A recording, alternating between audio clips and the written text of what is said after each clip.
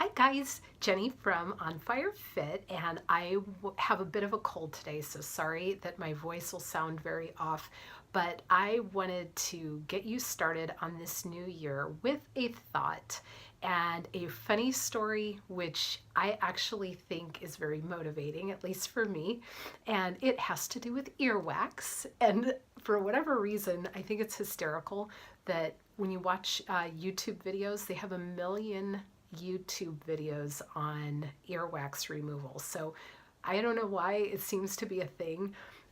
So anyway, I'm going to talk to you about motives and action, and it all is going to link to this story about earwax. So let me tell you the story first. So last year, my brother had asked for me to try to remove the earwax from his ear.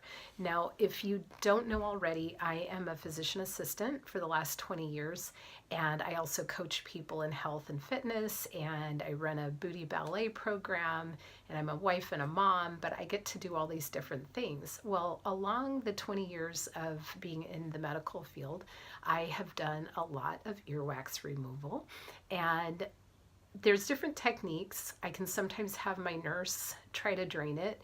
There are times that I will use a curette, just a stick. I meant to bring it for the video. Just a little stick with an end on it that has like kind of like a little hole or a loop so that you can try to grab a hold of the wax and pull it out.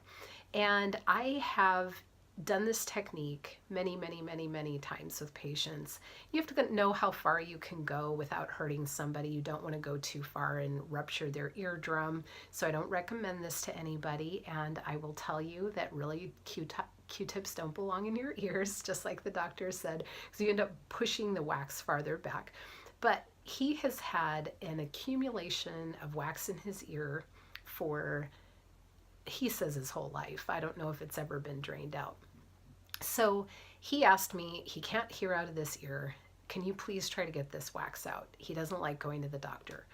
So I said, that's fine. I will give it a try. So we literally worked on this for hours and hours and over a couple period of days of time because the wax needed to get softened. I tried to remove it with a normal technique. It hurt him too much, so I sent him home to try to soften it with softening drops. Tried it again. It hurt him too much. He just could not tolerate it. And really, in all these years of doing this, I have not had the experience where we couldn't get the wax out or that it hurt somebody that much. So I was a little frustrated. We ended up just deciding not to continue trying to get this wax out because I figured at some point the ear canal probably got irritated so much that it was going to get infected if I just kept going at it. So we backburnered the whole thing, and I didn't try to do anything for a while. So a few weeks ago, he asked me to go ahead and go back and try to get this wax out. Well, in the back of my mind, I'm thinking, oh my goodness, we've tried this before. It didn't work before. What's going to make it work now? How am I going to avoid causing pain? How are we going to get this out? So I just said, God, I did pray about this last time, but this time I'm going to pray the whole entire time. And I need you to direct me on what to do. And I'm not going to stop praying until this is done because I don't know what to do. What I normally do, my normal technique, my normal process is not working. And keep this in mind. This is a metaphor for life, okay? So I have a set way of doing things, usually works. You get what I'm going, okay? So I sat there and I thought, okay, God, what should I do? So we used a little hydrogen peroxide and water to sort of try to soften it, but nothing came out. Didn't expect it to, but started off with that. I took this curette and I thought, okay, God, where do I go with this? And right away, I get this go high. So I go to his ear canal with the curette and I go in and I'm waiting because I don't know what to do next. And I'm waiting and I'm like, what's next? And I don't really hear anything.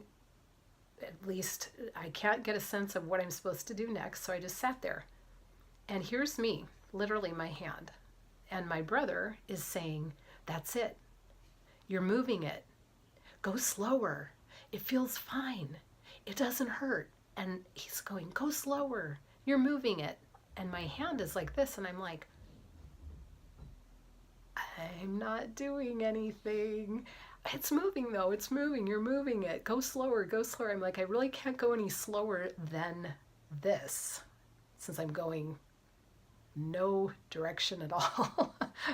So I just kept sitting there. And after a period of a few minutes, I thought, okay, I think it's time to pull it out. Then I thought, what do I do next? I prayed, go low. So I went under. Same thing. Now I'm under, which I think is the glob of wax, because of course you're doing this based on knowing anatomy, not being able to actually see it. So I'm in there, and I thought, what do I do next? Well, I'm just going to hold it. And again, he says, you're doing it. You're moving it. Go slower. Go slower. It doesn't hurt. It's moving. I can feel it moving. And I'm like, I am not doing anything. I am literally holding my position, and I am sitting still here. But I prayed the entire time. I'm like, Lord, move this thing, get it out. Even earwax, God cares about. Okay? I am telling you, if he knows the number of hairs on your head, he knows how much that is annoying and it needs to come out. So again, I go in from the side, same thing, holding it, not doing anything. He keeps saying it's moving. He keeps saying go slower, and I'm not moving. So after a period of time, I thought, okay, let's try the hydrogen peroxide and water. And I used a little syringe to irrigate. And it did take probably a course of about an hour to 2 hours, but out came that wax. Wouldn't you know, no pain, no irritation, all of it came out. And you don't even realize what a glorious moment that was, knowing how hard we had tried before. And I want you to take this to heart today, because we're starting a new year. We are starting a fresh outlook on things. And sometimes the way you have done things in the past is not the way to do them now. But honestly, you put God first. You wait for his direction. You're still before him. You let him work. You let him act. And things happen.